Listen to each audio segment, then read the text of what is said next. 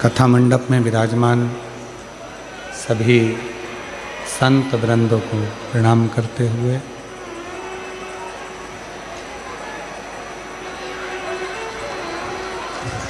संत वृंदों को नमन करते हुए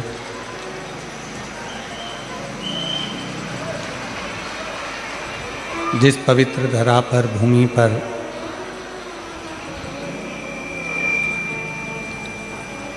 नित्य प्रति संतों का आशीर्वाद गुजरात की धरा पर प्राप्त होता रहा है, उस पवित्र भूमि पर आप और हम भगवान शिव की कथा को सुन रहे हैं। कथा के मुख्य आयोजक श्री लड्डू गोपाल गौशाला समिति, एक बार जोरदार ताली बजाकर उनके लिए साधुवाद।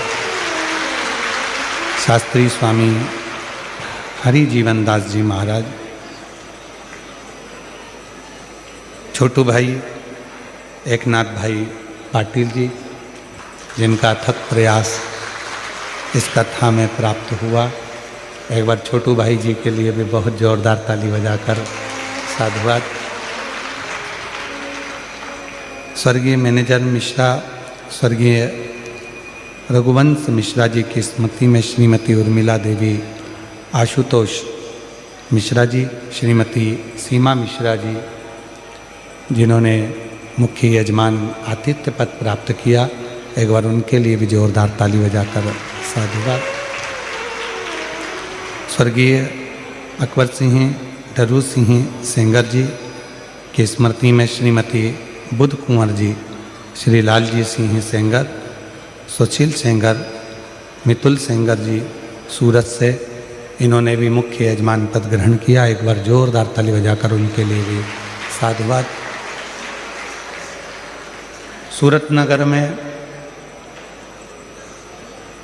ये कथा का दूसरी बार दिव्य और भव्य आयोजन हो रहा है।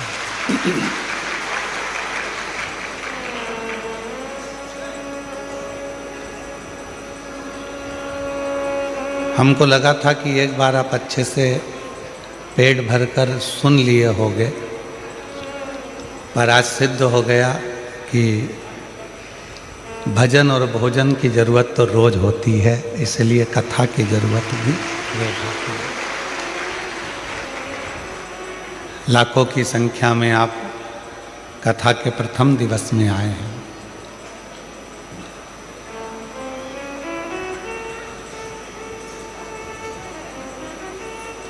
कपड़ा और डायमंड की इस पवित्र धारा है।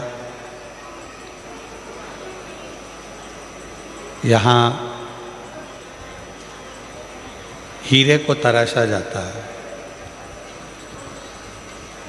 और जिन कपड़ों को आप और हम पहनते हैं वो वस्त्र इसी गुजरात सूरत की पवित्र धरा से निकल कर आपके और हमारे पास पहुँचता है।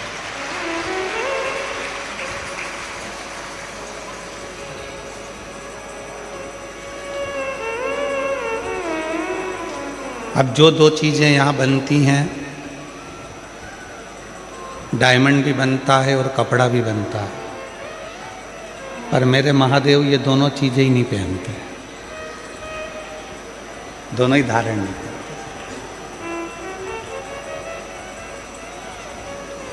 क्योंकि स्वयं पार्वती जी ने शिव जी से कहा था कि दुनिया का सबसे बड़ा अगर कोई कोहिनूर वो हीरा है और कोई डायमंड है तो मेरे प्रभु के सिवा दुनिया में कोई डायमंड ऐसा नहीं है जो दिन रात चमकता है। वो शिव है, वो शंकर, वो उघड़दानी।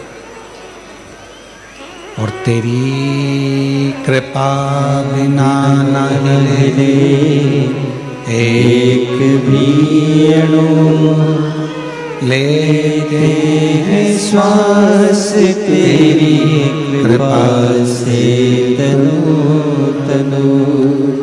बखान क्या करूं मैं राखों के ढेर का, छपटी भभूत में खजाना कुबेर का। हे गंगाधर मुक्ति द्वार ओमकार तू, भोले ओमकार तू। आयो शरण तिहारी शंभु तार तार तू। एक बड़ा सुंदर सा एक प्रसंग से 2026 की प्रथम शिव महापुराण कथा को प्रारंभ कर रहे हैं। सूरतनगर गुजरात से 2025 गया, 26 आ गया। उम्र आपकी भी बड़ी, हमारी भी बड़ी।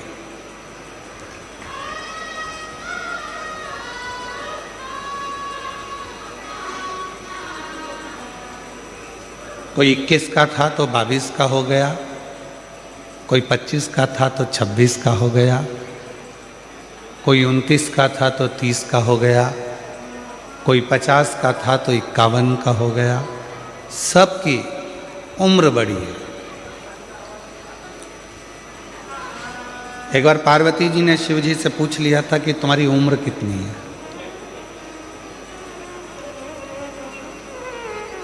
और यदि गुजरात वालों को मालूम हो, या जितने लोग इस पवित्र कथा को टीवी के माध्यम से, आस्था चैनल के माध्यम से, सोशल मीडिया के माध्यम से, यूट्यूब फेसबुक के माध्यम से सुन रहे हैं,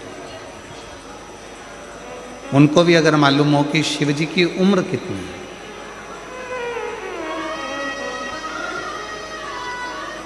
भगवान शंकर की अवस्था कितनी है,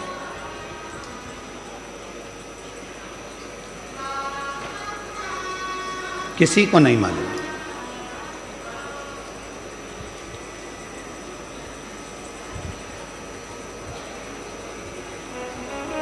एक कोई अन्य व्यक्ति से पूछा जाए कि ये धर्म कब का है, या वो धर्म कब का है, या क्रिश्चियन धर्म कब का है, मुस्लिम धर्म कब का है, ये धर्म कब का है, वो धर्म कब का है, तो बताया जा सकता है कि ये धर्म इनका, और इसको धर्म नहीं, पंथ इनका ऐसे चालू है। पर कोई तुमसे पूछे कि हमारा सनातन धर्म कब का है, तो उसका कोई अंदाजा नहीं लगाया जा सकता। जब से पृथ्वी, अग्नि, आकाश, वायु, जल है, तब से ये सनातन धर्म निश्चित आनंद के साथ है। इसका कोई अंदाजा नहीं लगा सकते।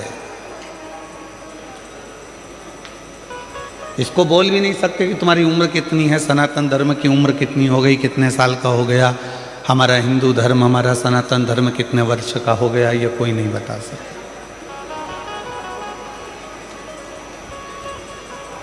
उसी तरह भगवान राम पृथ्वी पर आए तो हम कह सकते हैं कि इतने इतने वर्ष हुए। भगवान कृष्ण पृथ्वी पर आए तो हम कह सकते हैं कि इतने इतने वर्ष हुए। श्री हनुमान जी महाराज पृथ्वी पर आए तो हम कह सकते हैं कि इतने इतने वर्ष हुए।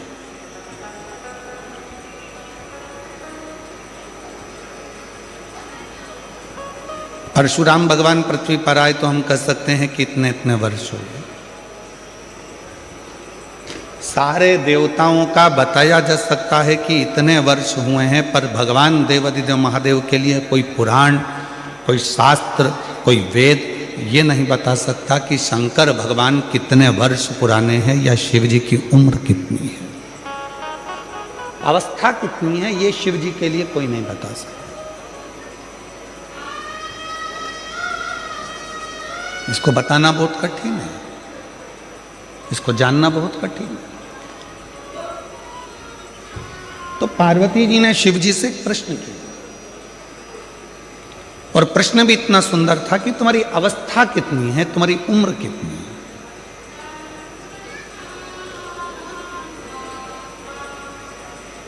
और यही प्रश्न एक बार और आया था कि एक संत भ्रमण करते करते एक शिष्य के घर पर पहुंच गए और शिष्य के घर पर गए तो उनकी माताजी ने उनको प्रणाम करा, पुरुष ने उनको प्रणाम करा, बेटे ने प्रणाम करा, बहू ने प्रणाम करा, पोता पोती ने प्रणाम करा, सब ने प्रणाम किया। और संत ने भी पूछा, एक बहू से पूछा कि बेटा तुम बताओ कि तुम्हारी सास की उम्र कितनी है? तो कहा मेरे सास की उम्र लगभग अगर देखा जाए तो सास की उम्र तो 68 साल के करीब में हो गई। अच्छा, तुम्हारे ससुर की उम्र कितनी है? तो कहा ससुर की उम्र लगभग 45 साल के करीब में हो गई। सास कितने की है? जम के बोलो। 68 की। ससुर कितने का है? 45 का। फिर पूछा बेटा ये बताओ कि तुम्हारी उम्र कितनी है? कहा गुरुजी मैं 38 साल की हूं। अच्छा, पति की उम्र कितनी है? कहा गुरुजी बस कल ही पैदा हुए हैं, कल पैदा। गुस्सा आ गया सास को, मेरी बहू कितना झूठ बोलती है, खुद की उम्र सही बताई, बाकी की सबकी उम्र झूठ बताई। मेरा पति अगर 45 साल का होगा और मेरी उम्र 68 साल की होगी तो क्या शादी हुई होती? और पति अगर कल पैदा हुआ है तो इसकी शादी किसके साथ हुई? ये पक्की झूठ बोल रही है। इतने में तुरंत गुरुजी ने कहा, संत बोले माँ मैंने आपकी बहू से उम्र नहीं पूछी है, मैंने आपकी बहू से पूछा कि कौन कितने समय से भगवान शंकर की भक्ति में लगा है, मैंने ये पूछा। कोई 68 साल, कोई 45 साल, कोई 38 साल, और पति को रोज कहती थी कि शंकर जी के मंदिर में 1 लोटा जल चढ़ाने चलो, 1 लोटा जल डालने चलो। वो कल से जाना चालू करा है तो पति की उम्र भी बस कल से ही प्रारंभ हुई है।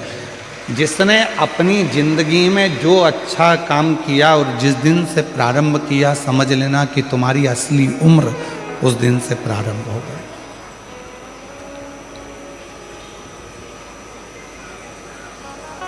तुम्हारी सही उम्र उस दिन से प्रारंभ हो गई। पार्वती जी ने शिव जी से पूछा कि तुम्हारी अवस्था कितनी है? शंकर भगवान कुछ नहीं बोले, मुस्कुरा दिए।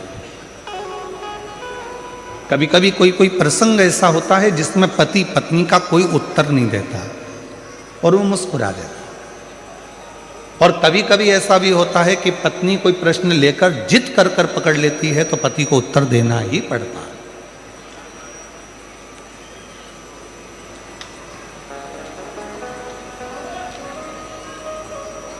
कभी कभी ऐसा भी होता।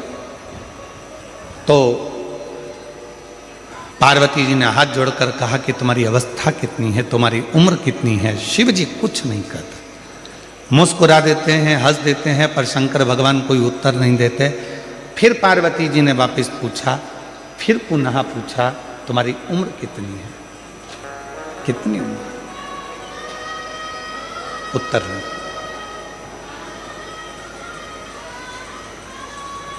पार्वती जी बार बार शंकर भगवान से पूछ रही हैं तुम्हारी उम्र कितनी है, तुम्हारी अवस्था कितनी है, तुम्हारी उम्र कितनी है, तुम्हारी अवस्था कितनी है। तब देवाधिदेव महादेव ने आखिरी में पार्वती जी से कहा, पार्वती मेरी उम्र जानकर, अवस्था जानकर तुझे करना क्या? क्या करना तुझे अवस्था जानकर, उम्र जानकर? शिव जी बोले, सुन पार्वती, मनुष्य की अवस्था कितनी भी हो, उम्र कितनी भी हो, पर हृदय हमेशा उसका जवान होना चाहिए, मन उसका युवान होना चाहिए। क्योंकि 80 साल की उम्र में भी अगर वो काम कर रहा है, 70 साल की उम्र में भी काम कर रहा है, और उसका मन अगर जवान है, उसका हृदय अगर युवान अवस्था का है, तो फिर वो धोखा नहीं खा सकता, अपने कर्म को पूरी लगनता से करता जाता, पूरी लगन।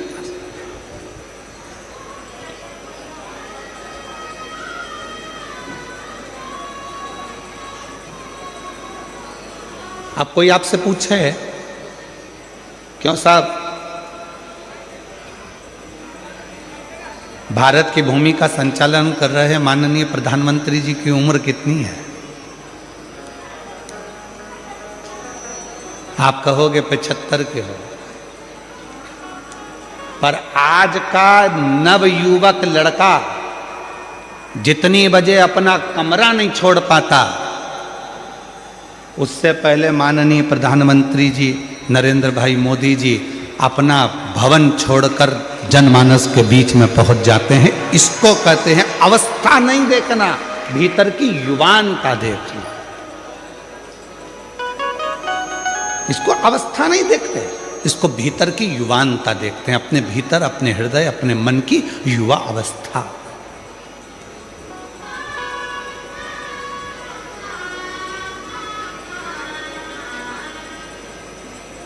बुढ़ापा नहीं देखा। कोई ऐसे भी होते हैं कि 60-65 में, आप लोगों में भी कई माताएं ऐसी बैठी होंगी, कई भाई ऐसे बैठे होंगे जो 25 बार घर में कह देते होंगे, अब तो अवस्था हो गई रे, अब कमर से बनता नहीं है, अब तो ये पाँव बहुत दुखे, हमारा घोड़ा बहुत दुखता है, अब ये पाँव, अब मुझसे चलते बनता नहीं। अब तुम 60 की, 65 की, 55 के, 50 के, कई बहुएं तो 40 साल की, 35 साल की, तो भी उनकी कहीं कमर दुख है, कहीं सिर दुख है, कहीं कोहनी दुख है, कहीं हाथ दुख है, कहीं नेत्र दुख है, दिन भर उनका कुछ ना कुछ दुखता रहता है। तो जरा विचार करिएगा महाराज, भीतर से वो अवस्था से बूढ़ी नहीं हो रही हैं, वो भीतर से बूढ़ी होती चली जा रही हैं। और शिव महापुराण की कथा कहती है, शंकर की कथा कहती है, शंकर भगवान कितने साल के हो गए, अवस्था कितनी हो गई, किसी को नहीं मालूम, परंतु शंकर भगवान के हृदय की तरुणाई, शिव जी के हृदय की युवान अवस्था कभी खत्म नहीं होती। वो लगनता से अपने कर्म के प्रति जागरूक बने रहते हैं।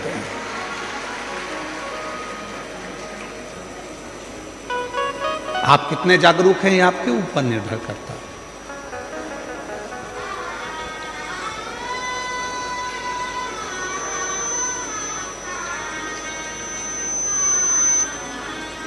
कोई 40 साल में ही पूरा बूढ़ा मान लेता है अपने आप को, कोई 50 साल में ही अपने आप को पूरा बूढ़ा मान लेता है, कोई 60 साल में अपने आप को बुजुर्ग मान लेता है, कोई 70 साल में आकर बुजुर्ग मान लेता है, और कोई ऐसा भी है जो 80, 85, 90 में भी पहुंचने के बाद अपने आप को बूढ़ा नहीं मानता, अपने काम की लगनता में लगा रहता है और अपने हृदय को युवान अवस्था में रखता है। अपने भीतर की युवान अवस्था वो खत्म ही नहीं होने दे। –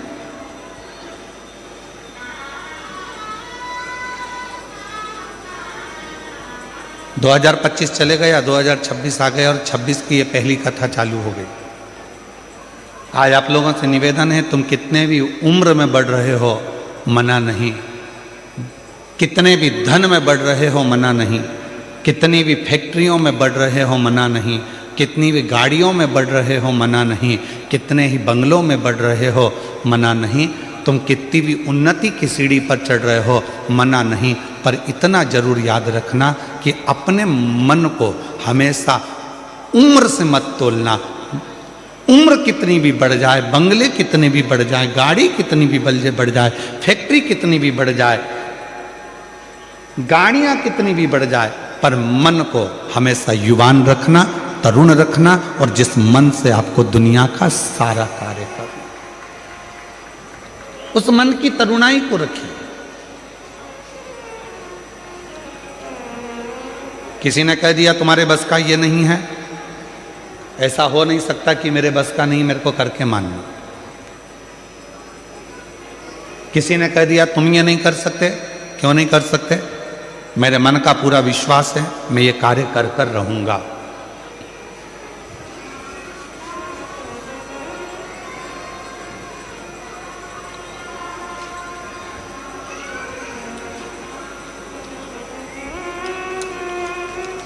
मिश्रा जी,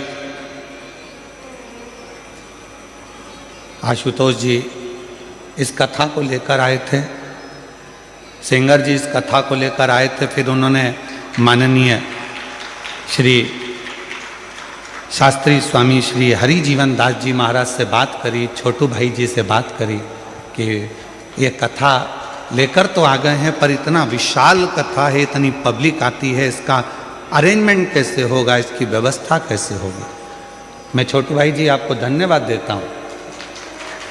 इन्होंने, मिश्रा जी हमको बता रहे थे, आपसे तो हमारा मिलना नहीं हुआ था, तो मिश्रा जी कह रहे थे, सेंगर जी कह रहे थे कि छोटू भाई जी ने एकदम कह दिया, चिंता मत करो, कथा लेकर आयो ना, कथा तो सूरत में होगी और ऐसी होगी कि खूब आनंद से शिव भक्त सुनते रहे। ये विश्वास।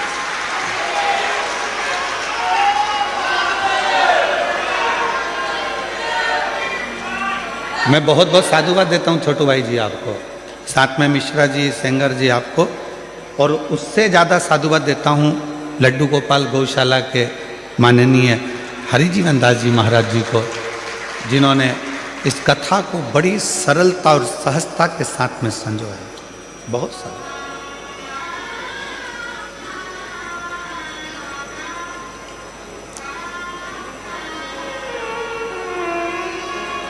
अपने भीतर की तरुणाई को समाप्त मत होने दो। दुनिया में ऐसा कोई कार्य नहीं है जो आप नहीं कर सकते, दुनिया में ऐसी कोई कुर्सी नहीं है जहां आप बैठ नहीं सकते, दुनिया में ऐसा कोई काम नहीं जो आपसे नहीं हो सकता। बस अपने भीतर की तरुणाई को जब आपने जागृत रखा है तो वो तरुणाई के साथ में आप आगे बढ़ेंगे तो अपने जीवन में सारी उलझनों को मिटाते हुए आगे बढ़ते बढ़ते अपनी मंजिल तक पहुंच ही जाओ। पहुंचो।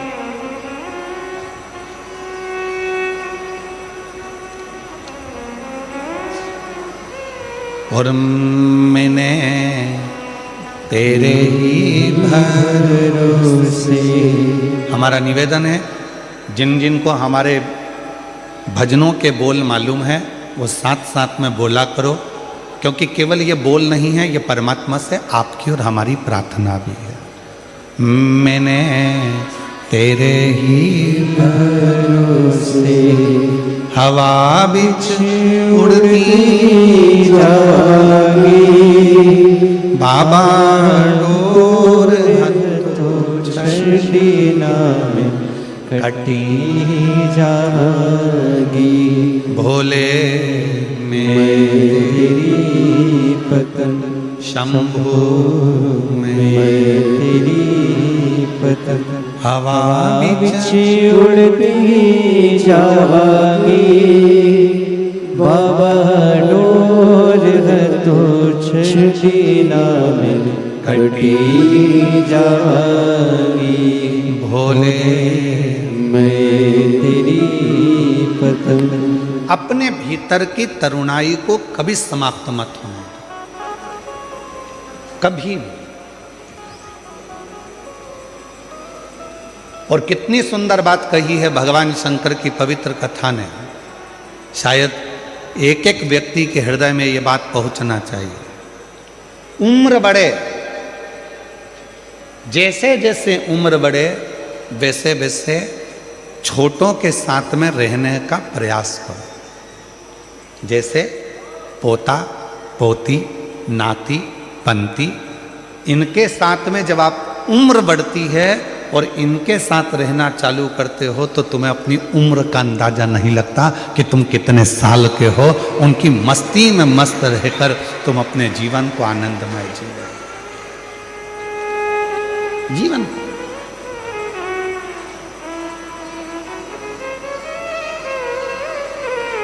भगवान शिव जी से पूछा, भगवान देवादिदेव महादेव 33 कोटि देवता में केवल एक देवादिदेव महादेव ऐसे हैं जिनकी बहुएं भी आईं, जिनके नाती पंती भी हुए। देवादिदेव महादेव ऐसे हैं, 33 कोटि देवता में केवल एक शंकर भगवान ऐसे हैं, किसी देवता ने अपनी लड़की का कन्यादान नहीं करा, पर 33 कोटि देवता में केवल देवादिदेव महादेव ऐसे हैं जिन्होंने अपनी बेटी का कन्यादान भी करा, अशोक सुंदरी। 33 कोटि देवताओं में एक देवता भगवान देवादिदेव महादेव ऐसे हैं जो कन्यादान भी करे हैं, जिनके घर में बहुएं भी आई हैं, रिद्धि सिद्धि भी आई है, जिनके घर में शुभ लाभ पोते भी आए हैं। फिर पर पोते आमोद और प्रमोद भी आए। शंकर भगवान के पोते तो आए शुभ लाभ, साथ में अमोद और प्रमोद भी आए, उनके पर पोते भी आए। केवल शिव। तो पार्वती जी से शिव जी ने कहा कि मेरे मन की युवानता का एक कारण और है कि मैं भीतर से बूढ़ा नहीं हुआ, मैं भीतर से बूढ़ा कभी नहीं हुआ।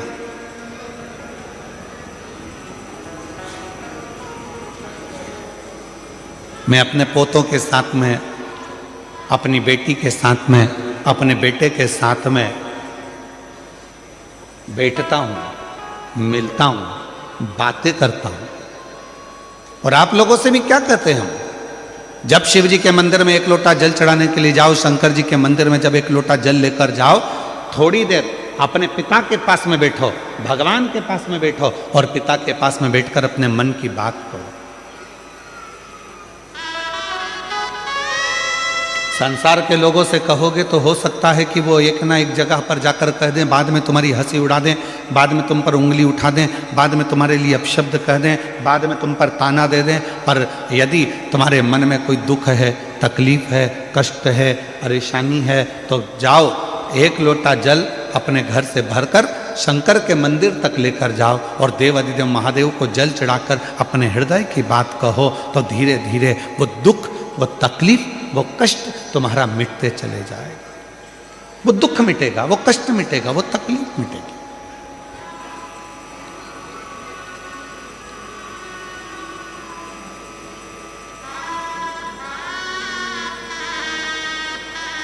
और शंभु शरणे पड़ी मांगू घड़ी घड़ी दुख काटो दया करी निदर्शन आपो शंभु शरणे पड़ी मांगो घड़ी रे घड़ी दुख काटो दया करी निदर्शन आपो।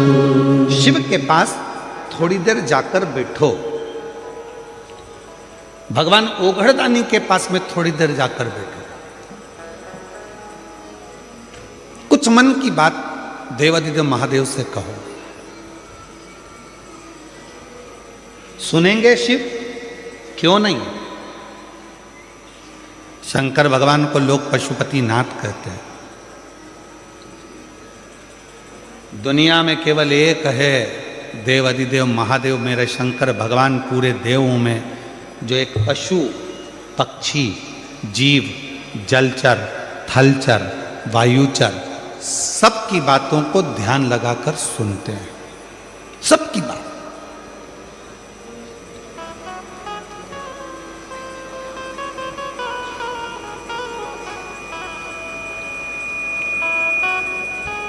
और मेरे ओघड़दानी, मेरे शंकर भगवान जब सबकी बातों को ध्यान लगाकर सुनते हैं तो उनके उस बोले हुए वचन को पूर्ण भी करते हैं।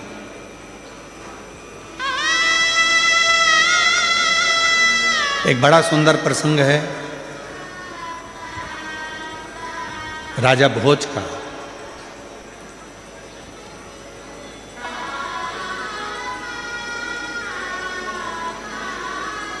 भगवान शंकर के परम भक्त थे राजा भोज, शिव के उपासक थे राजा भोज।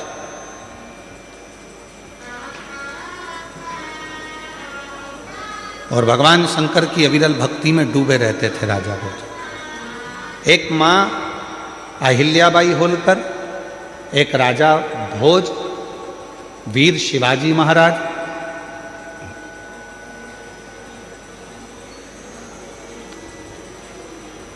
ऐसे शिव के भक्त थे जो भगवान शंकर की अविरल भक्ति में दिन रात डूबे रहते थे। दिन रात अपनी प्रजा का संचालन भी करते थे, अपनी प्रजा को देखते भी थे, पर साथ में शंकर जी की अविरल भक्ति को धारण भी करते थे। और मेरी जीजियों, मेरे जीजाओं, मेरी बेटियों, बेटाओं और मेरे बुजुर्ग माँ बापों से निवेदन है, मेरे माता पिता से निवेदन करूं, तुम दिन भर व्यस्त रहो, तुम अपने काम में डूबे रहो, अपनी फैक्ट्री में डूबे रहो, अपने दुकानों में डूबे रहो, अपने कार्य में, अपनी नौकरी में, अपने सब काम में डूबे रहो, मना नहीं है, पर निवेदन है 24 घंटे में से कम 24 मिनट भी ना निकले तो 24 सेकंड ऐसे निकालो जो भगवान शंकर के पास जाकर बैठकर अपने मन की बात कह सको और शिव जी आपके मन की बात की पूर्णता कर सके।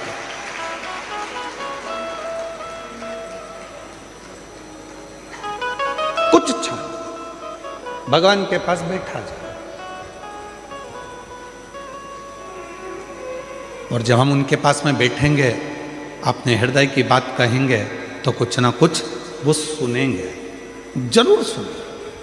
और यहाँ तक शिव महापुराण की कथा कहती है, अगर मन में कोई संकर है, मन में कोई संशय उत्पन्न हो गया, मन में कोई बड़ी भारी संकट उत्पन्न हो गया, कोई ऐसी बात तुम्हारे मन में आकर खड़ी हो गई है जिस बात का कोई निर्णय नहीं निकल रहा, तो एक बेलपत्र को हाथ की हथेली में रखकर अपने हृदय से उसको लगाकर मन से बाबा को अपने मन की बात कहकर जब वो बेलपत्र हम शिव जी को समर्पित करते हैं, मान लो हम कुछ नहीं कह पाए बाबा भोलेनाथ जी को, हम अपने दिल की बात शंकर भगवान को कुछ नहीं बता पाए और कुछ रह भी गया तो हमारे मन की बात भगवान देव अधिदेव महादेव स्वीकार कर लेते हैं एक बेलपत्र के माध्यम से। जो हम चाहते हैं शिव उसको स्वीकार कर कर हमारी झोली खुशियों से भरना प्रारंभ कर देते। एक बेलपत्र हमारी पूरी बात को शिव जी तक कह देती है।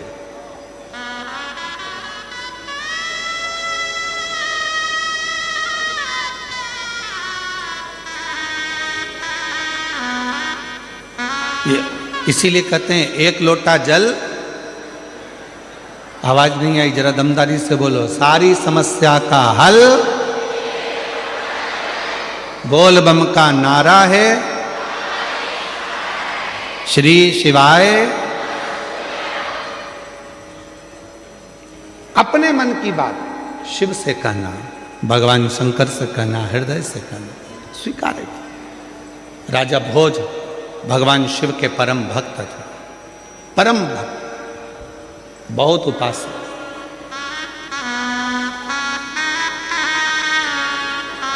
और शिव की अविरल भक्ति में दिन रात राजा भोज लगे रहते थे, भगवान शंकर की आराधना करा करते थे। एक बार राजा भोज ने एक बहुत जरूरी मीटिंग उठाई, सभा बुलाई।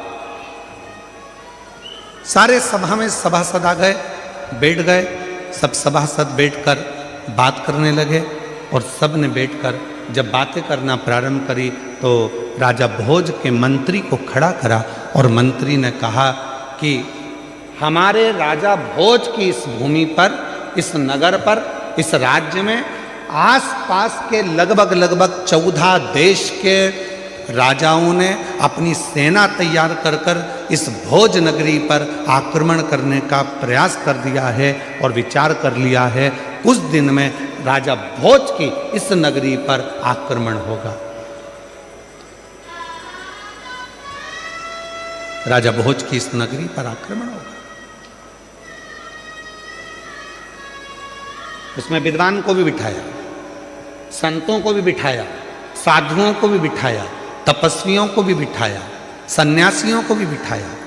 पूरी सभा लगी थी और संपूर्ण सभा में एक ही निर्णय बताया गया कि 14 देश के 14 प्रदेश के राजाओं ने सेना तैयार करी है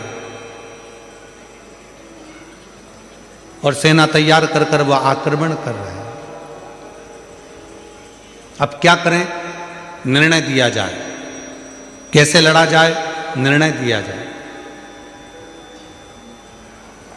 इतने में मंत्री ने कहा, महाराज अपने पास में तो एक देश से लड़ने की सेना है, पर बाकी के देशों से लड़ा जाए इतनी सेना हमारे पास में नहीं।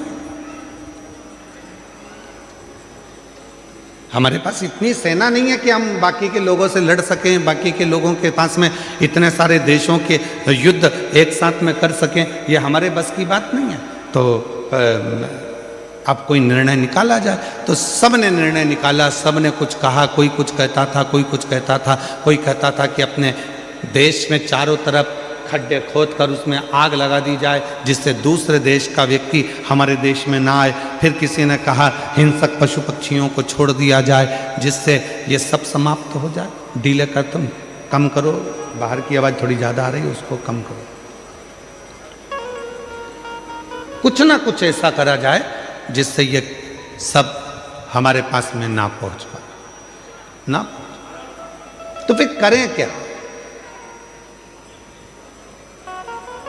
उसी में एक विद्वान बैठा हुआ था। उस विद्वान ने तुरंत कहा एक काम करते हैं, हमने सुना है कि भगवान देवादिदेव महादेव को अगर प्रसन्न कर लिया जाए और भगवान शंकर यदि प्रसन्न हो गए, शिव यदि प्रसन्न हो गए, तो फिर कुछ भी दूसरा देश का कोई सैनिक हमारा बाल बांका नहीं कर सकता। ये विद्वानों ने राजा भोज से कह दिया और राजा भोज ने तुरंत शिव को प्रसन्न करने के लिए, भगवान शंकर को प्रसन्न करने के लिए राजा भोज ने अपने जितने आभूषण थे, रतन थे, माणिक थे, मोती थे, जितने भी हीरे पन्ना थे, सब शिव जी को समर्पित करना प्रारंभ कर दिया। जगह जगह पर जाते भगवान शंकर की पूजन करते, जिस ज्योतिर्लिंग में जाते शिव की आराधना करते, शंकर भगवान पर सोना चांदी हीरा पन्ना चढ़ा देते, माणिक चढ़ा देते, मोती चढ़ा देते, रतन चढ़ा देते, आभूषण चढ़ा देते।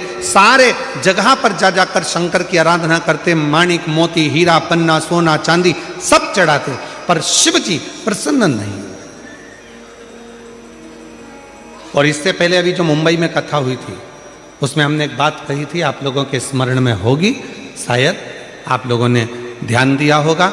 उस कथा में कहा था मेरे शंकर भगवान को रिझाने के लिए बहुत सारे धन की जरूरत नहीं है, मेरे शंकर भगवान को रिझाने के लिए बहुत सारे वस्त्र की जरूरत नहीं है, मेरे शंकर भगवान को रिझाने के लिए बहुत सारे आभूषण की जरूरत नहीं है, मेरे शंकर भगवान को रिझाने के लिए बहुत सारा आडंबर की जरूरत नहीं है, मेरे शंकर भगवान को रिझाने के लिए बहुत सारे वस्त्र बदलने की जरूरत नहीं है।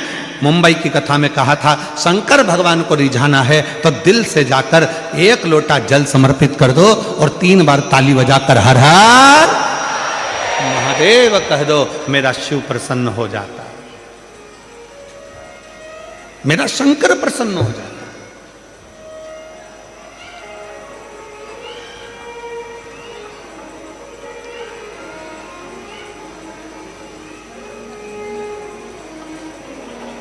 और महादेव नमन चरणों में, महादेव नमन चरणों में स्वीकार कीजिए, सबका किया है मेरा भी उद्धार कीजिए, उद्धार कीजिए।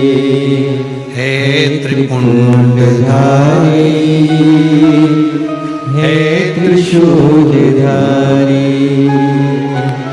हे त्रिपुंडधारी, हे त्रिशूलधारी।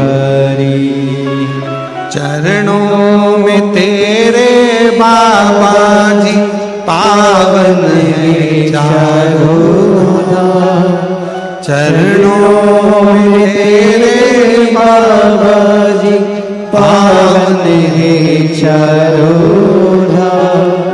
तेरी देव करते वंदना, पूजे सीताराम। तेरी देव करते वंदना, पूजे सीताराम। हो जाए पूरी कामना, हो जाए पूरी कामना। उपकार कीजिए, सबका किया है मेरा भी उद्धार कीजिए, उद्धार कीजिए। हे त्रिपुंडधारी, हे त्रिशूलधारी, हे त्रिशूलधारी, हे त्रिशूलधारी। क्या शिव धन से प्रसन्न हो जाते हैं?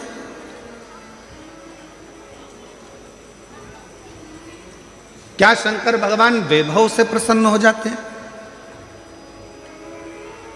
क्या शंकर भगवान बहुत सारे माणिक मोती हीरा सोना चांदी अंबर पीतांबर से प्रसन्न हो जाते हैं?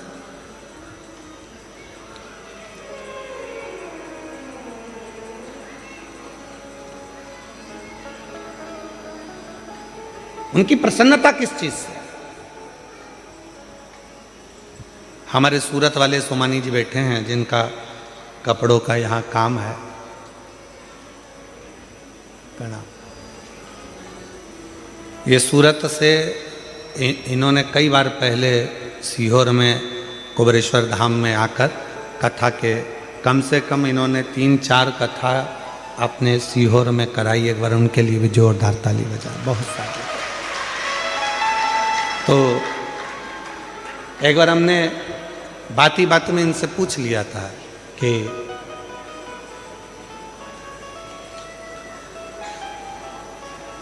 आपको कुबरेश्वर धाम का बहुत पहले की बात है, लगभग 2017 की बात होगी, 15-16-17 में ऐसा कुछ समय होगा।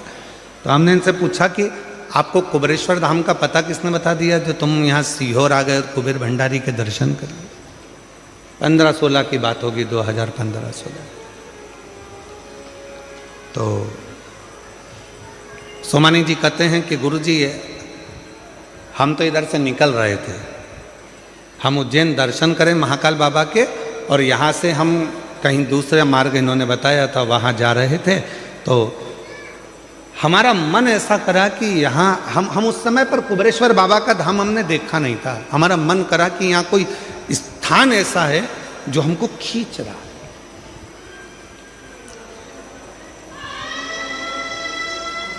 तो हम अपनी गाड़ी को वापस मोड़े, ड्राइवर से कहा कि लेकर चलो। यहाँ पहुँचे।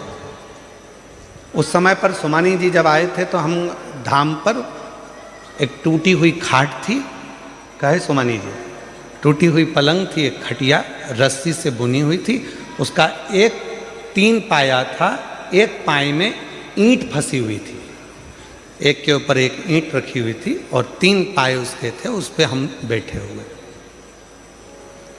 ये आए, हमने पूछा क्यों, कहाँ से आए? तो कहा हम गुजरात सूरत से। हमने कहा तुम यहाँ अंदर कैसे आ गई?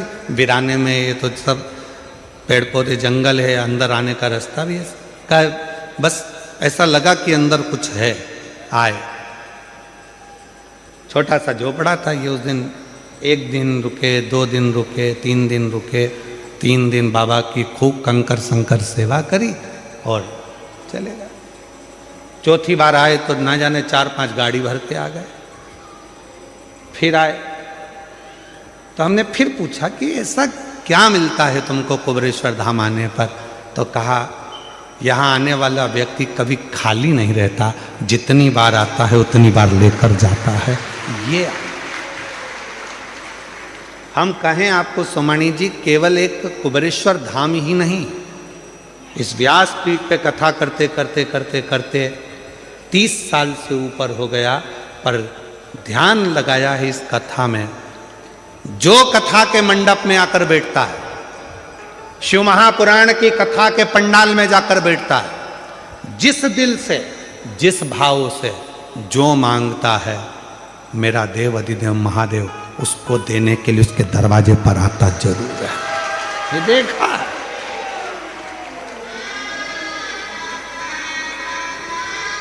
एक पत्र है, देखिए, एक बहन ने लिखा है, मैं रमेश शिवराम महाले, मैं मंदाबाई रमेश महाले, फ्लैट नंबर 58, जय रणछोड़ नगर, नवा गांव, सूरत से आई हूँ। कहीं बैठी हों तो हाथ हिला सकती हैं। अगर कहीं बैठी हों तो अपना हाथ हिला सकती हैं। कहीं पर बैठी हों तो अपना दोनों हाथ हिला सकती हैं, और कहीं पर बैठे हों तो अपना हाथ हिला दें और आकर एक बेलपत्र लेकर जाएं। मैं श्री रमेश शिवराम महाले, मैं मंदाबाई रमेश महाले, प्लाट नंबर 58, जय रणछोड़ नगर, नवागाम, सूरत से हूँ। मेरा मोबाइल नंबर ये है। एक लोटे जल का क्या गुणगान करूं? मैंने लॉकडाउन में आपकी कथा सुनी थी। आपने जो बताया पशुपतिनाथ का व्रत किया और हर दिन एक लोटा जल महादेव को चढ़ाने जाती थी। गुरुजी, पशुपति व्रत का 5वां सोमवार के दिन महादेव ने घर में खुशियां दे दी और मेरे बेटे की नौकरी लग गई। पूरे हिंदुस्तान में दूसरे नंबर पर आने वाली उस कंपनी में मेरा बेटा आज पिछले 3 साल से जॉब कर रहा है, जिसमें नौकरी के लिए लोग प्रतीक्षा करते हैं। शिव की कृपा। गुरुजी, कथा में सुना था जो पंडाल में बैठकर मांगता है उसको बाबा देता जरूर है। आपकी कथा सूरत में हो रही थी। 30 साल से मेरे यहाँ ना तो मेरा खुद का मकान था, ना कोई बंगला था, ना कोई गाड़ी थी, कुछ भी नहीं। मेरे 30 साल की जिंदगी में मेरे पास कुछ नहीं था, कुछ भी। फिर आपकी कथा में मैंने सुना कि जो पंडाल में बैठकर मांगा जाता है वो बाबा देता जरूर। तब सूरत में कथा हुई, हमने विचार कर लिया कि पंडाल में बैठकर मांगेंगे और पहुंच गए सूरत की कथा में। पंडाल में बैठ गए, कथा सुनी और बाबा ने ऐसी कृपा करी कि गुरुदेव, ना तो मकान था, ना गाड़ी थी, कुछ नहीं था, और आज बाबा ने कृपा कर कर आपकी कथा को 1.5-2 साल हुए हैं। शिव जी की कृपा से खुद का बंगला भी बना और बाबा की कृपा से 4 व्हीलर गाड़ियां भी आई और बाबा की कृपा से सब काम सफल हो गया। ये शिव की आराधना, इसको शिव की उपासना करते।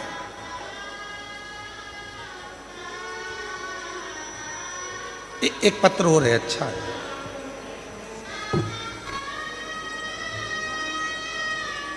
मेरा नाम वंदना सुनील सोनी है।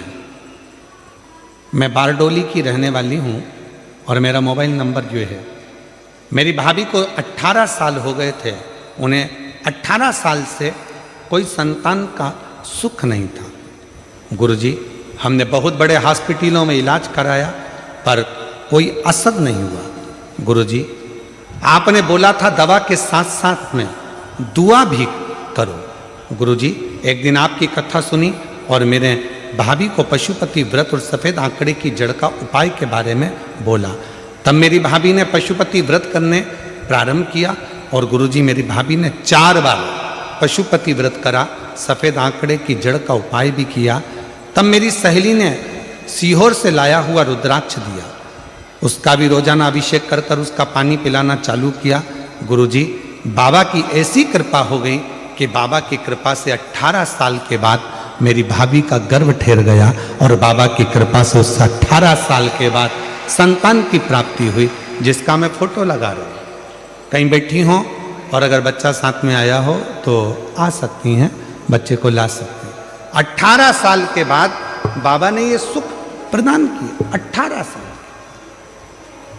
ये दुनिया की दृष्टि में केवल शिव महापुराण का पंडाल है। दुनिया की दृष्टि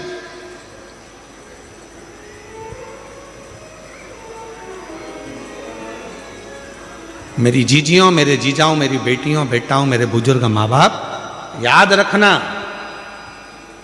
7 दिन के लिए हरिओम में ओम समाया है और मेरा भोला सूरत में आया है। केवल 7 दिन के लिए आया है। इतने दिव्य दिव्य बड़े बड़े आयोजन को कराना कोई सरल नहीं होता है। वो तो इनके भी बस का नहीं। आपके एक लोटे जल का जब बल बढ़ता है तब शंकर भगवान इन सबको प्रेरणा देकर ये शिव पुराण की कथा करवा लेता।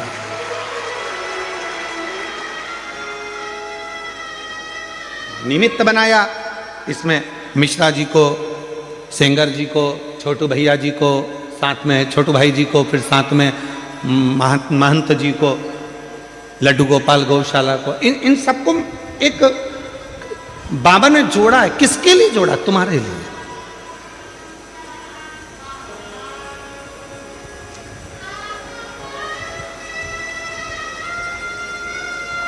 बहुत सारे काम होंगे तुम्हारे घर में, बहुत सारे फैलारे पड़े होंगे तुम्हारे घर में, काम करने के लिए पूरी जिंदगी पड़ी हुई है, पर घर के लोगों को भी कह देना, अपने रिश्तेदारों को भी फोन करके कह देना, आजा, ये मौका नहीं मिलेगा।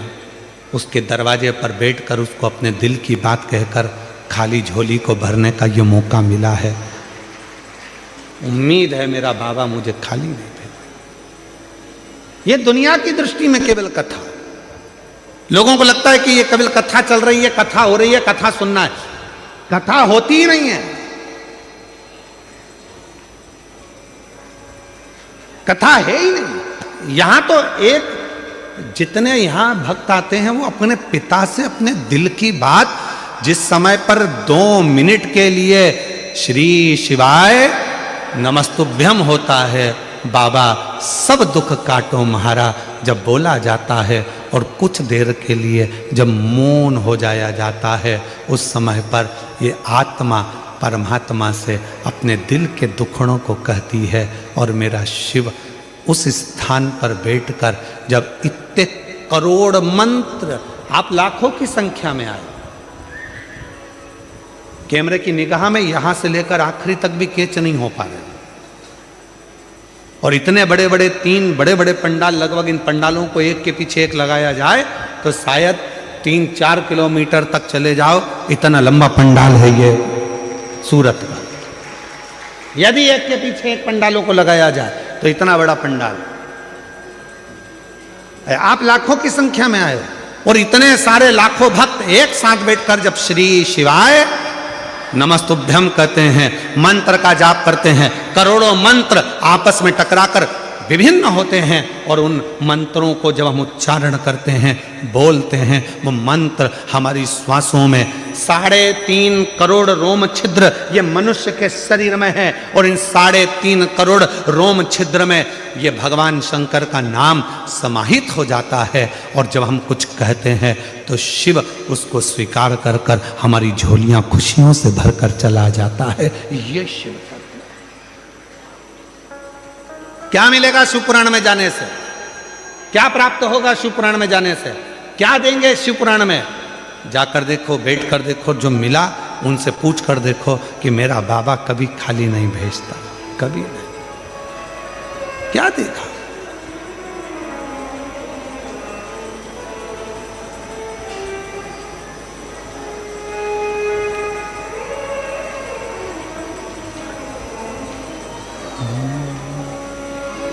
जो दिल से मांगोगे वो दिल से दे देगा, जो दिल से मांगोगे वो दिल से दे देगा। बस आप दिल से जो बोलोगे वो दिल से प्रदान करेगा। जो दिल से मांगोगे वो दिल से दे देगा, जो दिल से मांगोगे वो दिल से दे देगा। मेरा भोला भंडारी रे खाली झोली भर देगा, मेरा भोला भंडारी रे खाली झोली भर देगा। मेरा भोला भंडारी रे खाली झोली भर देगा। मेरा भोला भंडारी रे खाली झोली भर देगा। जो दिल से मांगोगे वो दिल से दे देगा, जो दिल से मांगोगे वो दिल से दे देगा। शंभो मेरा भोला भंडारी है झोली में भर देगा। मेरा भोला भंडारी है खाली झोली भर देगा। 18 साल के बाद हुआ। एक बार जोरदार ताली बजा।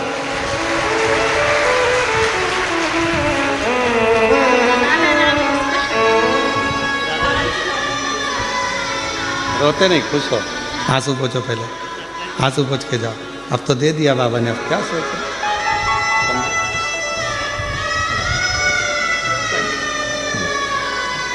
आंसू पोछो, आंसू पोछो, आंसू पोछ के जाओ। अच्छे खुश खुश जाओ। आप भी आंसू पोछो, पहले आंसू पोछो। बाबा के पास से जाओ तो खुश होकर। जो दिल से मांगोगे वो दिल से दे देगा। जो दिल से मांगोगे वो दिल से दे देगा। वो बेर भंडारी है, खाली झोली भर देगा। कुबेर भंडारी है, खाली झोली भर देगा। मस्तक पे चंदा है, उजियारा कर देगा। मस्तक पे चंदा है, उजियारा कर देगा। मेरा भोला भंडारी है, खाली झोली भर देगा। मेरा भोला भंडारी है, खाली झोली भर देगा।